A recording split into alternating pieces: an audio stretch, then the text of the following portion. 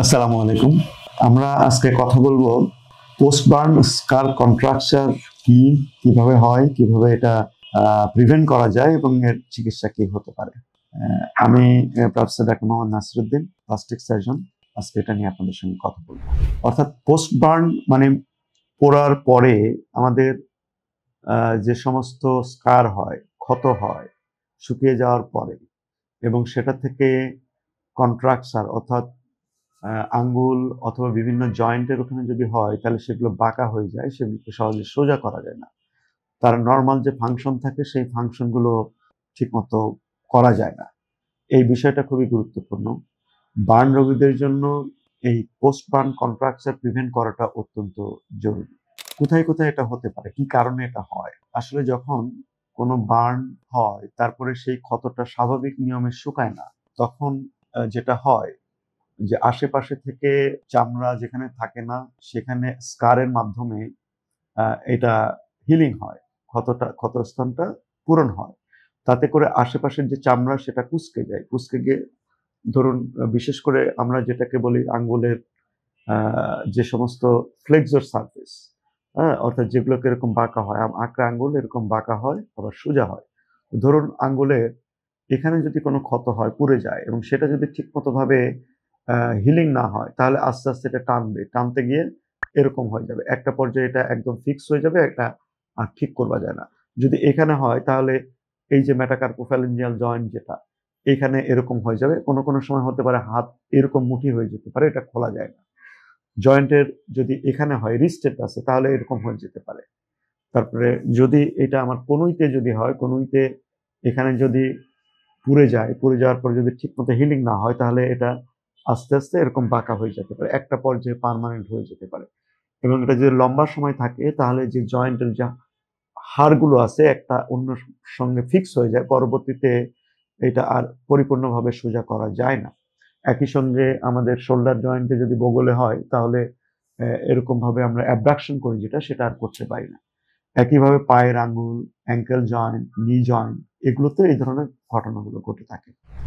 তো এটা কেন হয় এবং এটা কিভাবে প্রিভেন্ট করা যায় এটা নিয়ে আমরা এখন কথা বলবো। কেন হয়, কেন হয় তার কিছুটা অংশ আমি বলেছি। পুড়ে যাওয়ার পরে বা অন্য কোনো কারণে যদি ক্ষত হয় জয়েন্টের উপরে, সেটাকে যদি আপনি স্কিন গ্রাফট অথবা ফ্লাব বা এরকম নরমাল কোনো কিছু দিয়ে ঢেকে দিতে না পারেন, এবং এটা যদি স্কারের মাধ্যমে যদি এটা আহ, ক্ষতটা পূরণ হয় তাহলে এই ধরনের কন্ট্রাকচার হবে।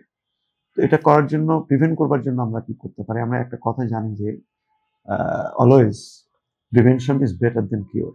অর্থাৎ কারোর যদি কোথাও পুড়ে যায়, বিশেষ করে এই যে সমস্ত এরিয়ার কথা আমরা বললাম, এই সমস্ত এরিয়াতে পুড়ে গেলে এবং এটা যদি আপনি অপারেশনের মাধ্যমে ঠিক না করেন তাহলে এটা হতে পারে।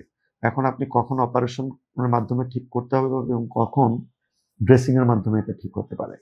সাধারণভাবে সুপারফিশিয়াল যে বার্ন গুলো হয়, যদি গরম পানিতে যদি পুড়ে যায় তাহলে সাধারণভাবে এটা অধিকাংশ ক্ষেত্রে সুপারফিশিয়াল হয় এবং এটাকে ঠিকমতো ড্রেসিং করলে এটা ঠিক হয়ে যায়।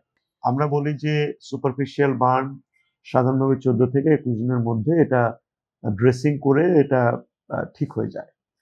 তো যদি 14 দিন বা 21 দিনের পরে, 14 দিন থেকে 21 দিনের পরে যদি এটা ঠিক না হয়, এটাতে যদি ক্ষতটা থেকে যায় তাহলে এটা ড্রেসিং করে লিঙ্গারিং না করে এটাকে চামড়া লাগিয়ে নিলে ভালো হয়। অর্থাৎ স্কিন গ্রাফট করলে অথবা কোনো কোনো ক্ষেত্রে ফ্লাপ করলে এটা ভালো হয়ে যায়। সেক্ষেত্রে আর পরবর্তী পর্যায়ে ফিজিওথেরাপি দিলে আপনার এই সমস্যা থেকে আপনি মুক্তি পাবেন।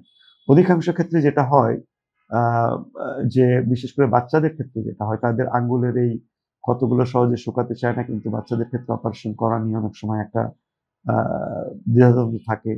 তো এই দিনের পর দিন ড্রেসিং করতে করতে এটা একসময় হিল হয়ে যায়, কিন্তু যেহেতু এটা ন্যাচারালি হিল হয় না সে কারণে এটা একসময় কন্ট্রাকচার ডেভেলপ করে, এবং এই কন্ট্রাকচার একবার ডেভেলপ করলে সেটা পরবর্তীতে যতই অপারেশন করা হোক না কেন ন্যাচারাল লুকিংও হয় না এবং ফাংশনাল যে প্রবলেম থাকে সেটা 100% ঠিক হয় না। এই কারণে জয়েন্টের এরিয়াতে যদি কোনো কারণে কারোর পুড়ে যায় তাহলে অবশ্যই আপনারা একজন বিশেষজ্ঞ প্লাস্টিক সার্জনের শরণাপন্ন হবেন, যিনি আপনাকে সঠিক পরামর্শ দিবেন এবং সঠিক সময়ে হাতের ফিজিওথেরাপি, বার্ন ভালো হয়ে যাওয়ার পরেও নিয়মিত ফিজিওথেরাপি নেওয়া এবং প্রয়োজনের ক্ষেত্রে অপারেশন করাটা খুবই দরকার যদি আপনি হাতের ফাংশনটাকে ঠিক থাকতে চান এবং এই বার্নের পরবর্তীতে কন্ট্রাকচার যদি আপনি প্রিভেন্ট করতে চান। ধন্যবাদ।